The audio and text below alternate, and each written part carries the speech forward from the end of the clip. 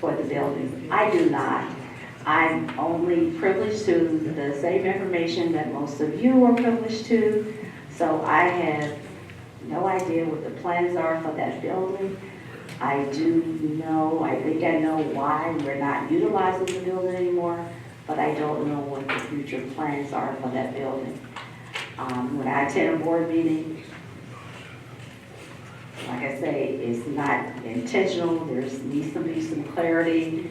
The purpose of demolishing Chanel. I've been a resident for 35 years. I don't know what's going on when it comes to how they're going to utilize the building, what the plans are for the demolition of Chanel. So I certainly don't know what's going on with Bacon as far as the school business of Aurora. Ms. Patterson. If you've gone past Aurora School houses an adult daycare for disabled adults. It also houses a bridge club, which I am a part of. If you want to learn how to play bridge, come to Aurora School. But they have those two tenants in there. The plans for Aurora School right now, if you've gone past there, they have a for sale sign out there. It was up for sale about 2 months ago. And the gentleman bid $10,000. Well, we weren't going to accept $10,000 for a building. So the for sale sign was taken down. So the for sale sign is up now. So if you know anyone that wants to buy it, there we are. Thank you. Mr. Messick. I'm in favor of turning it over and giving it to Mayor Berger right in the back. and letting him do whatever he wants to with the building, and then if it's sold, then revenue would then come to the Veteran School District. We've got to turn that property back into something that's productive, and he's the one who can do it. And the fact of the matter is that should have been done a long time ago. That building's been vacant for about 10 years, other than for some miscellaneous things that have been going on in there. We're never going to use that building again. It's in an industrial location. It has no other value than to be turned into something that's going to be productive and generate revenue for Veteran Heights. I'm in total favor of it, turning it over to you. And where's your council people here? Lloyd, you guys, you're the ones who could do that. We were doing that in Oakwood Village. There's a piece of property on Broadway where the mayor is going to take that and put it into together with some other properties to sell it off and give us some money. That's what should be done with Aurora. Okay. Ms. Patterson, has the board considered a dress code for the high school or for the other schools in the district? Okay, this is a thorn in my side. When they first started the dress code, I was working in Cleveland. And I started to quit, retire, did everything because it is a hassle. But they wanted to dress code, so we worked it out. There is a dress code from kindergarten to 12th grade. Everybody didn't like it, I know that. But the rules are, there's a dress code. You just have to look in the handbook and see what the dress code is and make sure that your children are in the dress code. I told the staff, if you don't start it on the first day, if you don't sit on the first day, you have lost it. First day. And what happened last year, they lost it. I think they're doing better with it this year. We did give some little leeway to the high school students, but we still have a dress code. Mr. Messick. I think Barbara summed that up pretty well. I mean, we have a dress code and it has to be adhered to. We want the kids to look good. We want them to look professional because they're going to go into a professional world at some time and they might as well get used to being dressed up, coming to school. No, but this is, in fact, their first real job. I mean, where they're coming here and learning and being able to apply themselves, and they need to learn to have that discipline to be able to look good, to be motivated, and get things done. If kids don't look good, the fact of the matter is, if everybody looks like a bum, they're going to act like bums. And the fact of the matter is, we want these kids to look good because it's important, I think, not only to us, but it's important to the community, and it's really important to them as well. I don't know that you can go without a dress code. I remember when I was at school, we all looked good. I mean, in fact, we wanted to look good. And I think that the kids ought to want to look good here too. Because someday they're going to go off, get a job, and I'll tell you right now, if they don't look good when they go to get a job, they're not going to get hired. Thank you. Ms. Boynton? I have to say, I was on the last committee, on the dress code committee, and some decisions were made. There were a lot of things discussed as far as the dress code. The committee was made up of parents, students, and people from the community, of course, and I was one of those people. Now, there were a lot of pros and there was a lot of cons on the dress code. And I think the impact of a strenuous dress code does have a serious impact on academics, especially when children are sent home because their shirt isn't tucked-in. Because I truly believe I'm one of those teachers that never send a child out of my room. I feel like I have a lot of control. Because I said, if they're in my room, they're hearing some kind of instruction. But once they leave that room, they're not hearing me, and it's going to impact their education. So there was a lot of pros and cons. Some of the things that we talked about, we thought was going to be a different resolution, but it didn't change. Thank you very much. We've now come to the end of the question and answer session.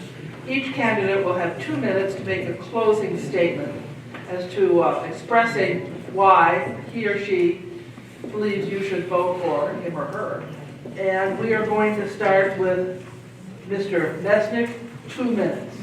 Yeah, I would appreciate your vote on November 5th. I'm sure everybody here would ask you for the same thing. I work hard on the school board. You know, one of the things that happened when I first got on the school board, I decided that we really needed to have an entire new administration.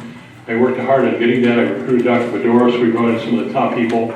One of the things I told Dr. Bedoros was we're going to build a new stadium. He said, that's great. I like to build stuff. We got the perfect storm. We did that. I knew when we did that we would have a lot of success out of there. We have now 15 professional athletes.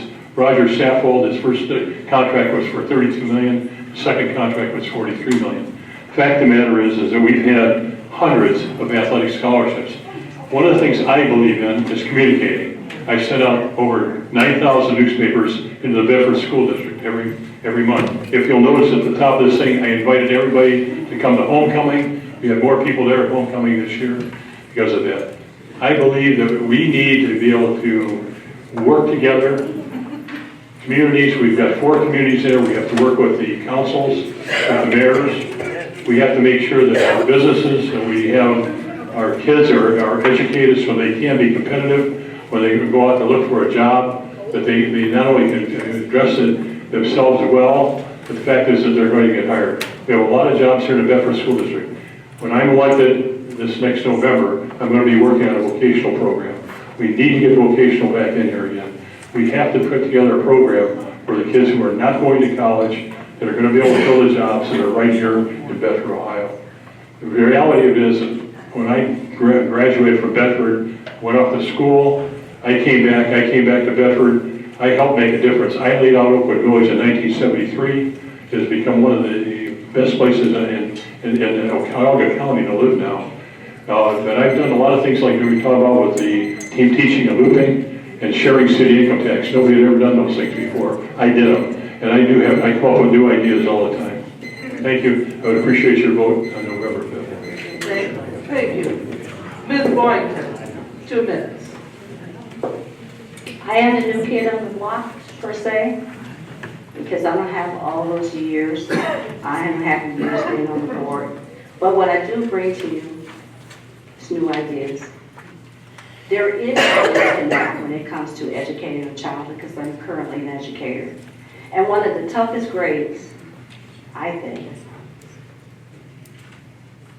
is 3rd grade, because that's where the buck stops.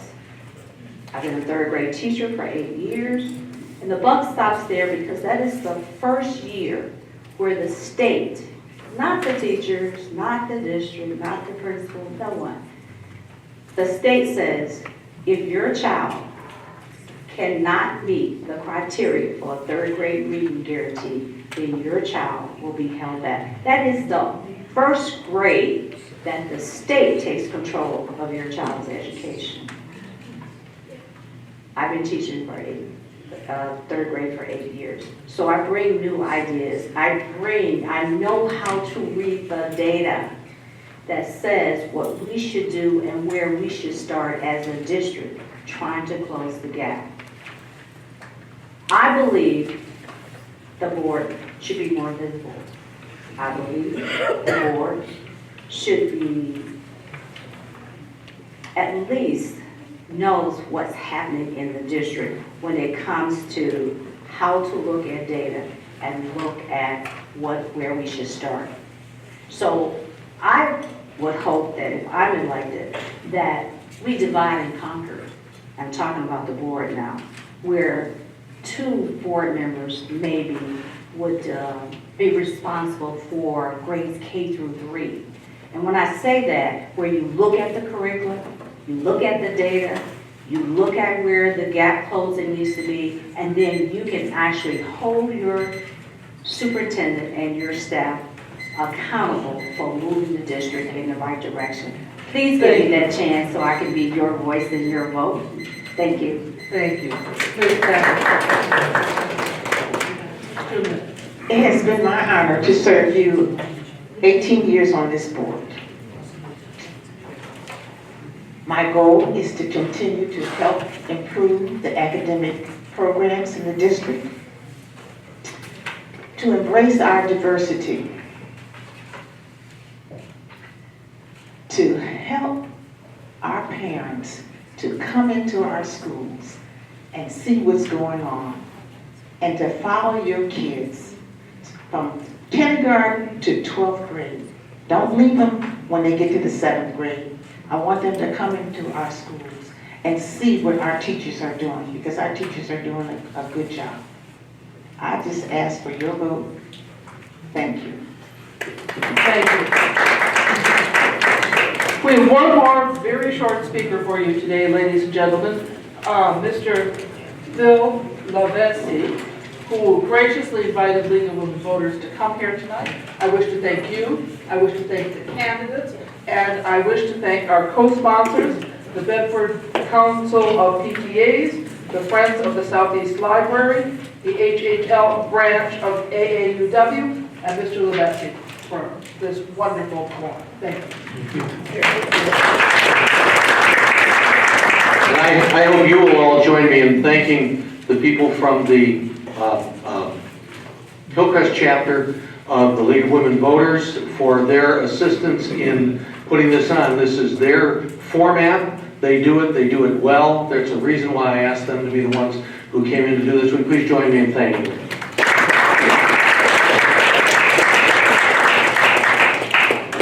I just want to make a pitch for the idea that when we started doing this, I talked with all of our mayors, I talked with the 5 members of the Board of Education, and with a number of other community leaders that I was able to track down and talk with.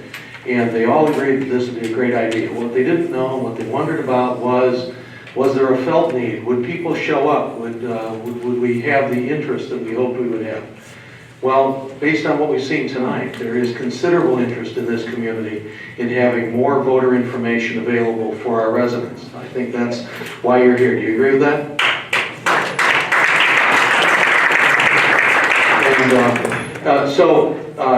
And my hope is that at some point, a Bedford area or Southeast area League of Women Voters chapter could be organized that could run these events here in this community.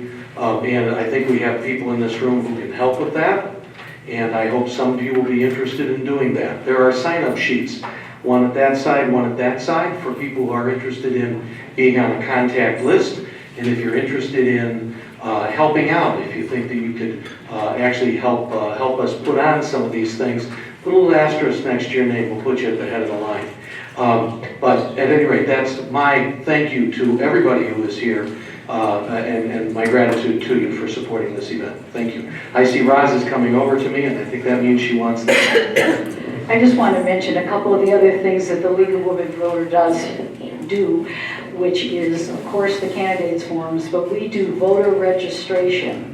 And we go into the schools, into the high schools, the colleges, the vocational schools, and do voter registration so that the young people in our country can be voting and realize that their voice can be heard. And we also do, along with that, vote by mail, which we have forms out there. If you are not able to go to the polls on election day, we have the forms right here in the back, and we hand deliver them to the Board of Elections, and you could get a ballot sent to you if you or someone in your family is ill or just not able to get to the polls out of town. Thank you all. And don't forget the Vote 411 cards. Yes. League of Women Voters has a nationwide online voters guide, the Vote 411 cards. Now, unfortunately, we rely on local chapters to fill in the information on the candidates. So, when I went to look up what was here on Vote 411, not much. So, even if all you're willing to do is to work on filling up the candidate slots on next elections, Vote 411 card. Get in touch with Roz, she can help you do it. But, we could, next year, 2020, there'll be a lot of elections that are bigger than Bedford. And so you can look those up too, whether or not we get our act in shape to get a local voter's guide going. But pick it up. You type your address in, it comes up just as, your ballot comes up just as it will appear in the polling place. It's nationwide, so it's good in California, good in New York, good in Columbus. And if the candidates have answered the questions, it's there. With some biographical data. It's a wonderful tool. 411, thank you for bringing that up. 411, it is so hard to get information about where candidates stand on issues, public issues that you and I and everyone in this room cares about. And that's what this does. It asks the candidates about these issues and where they stand, and then prints it up, and you get to read, and you get to figure out who you want to vote for. This is nonpartisan, it's completely objective. We print what the candidates say. If they don't follow the word amount that they are supposed to send in, we cut it off. We stop it in the middle of a sentence. Everybody gets to do the same amount of input in answering the questions. So, there you are. Thank you all for coming out this evening. It's been wonderful to be here. Thank you.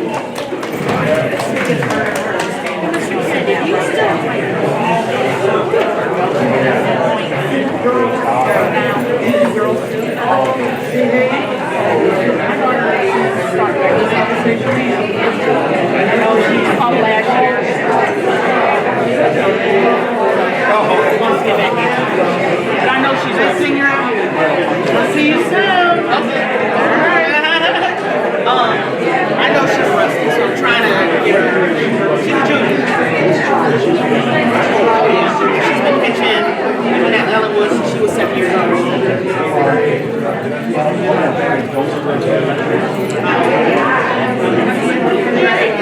She's first in that too.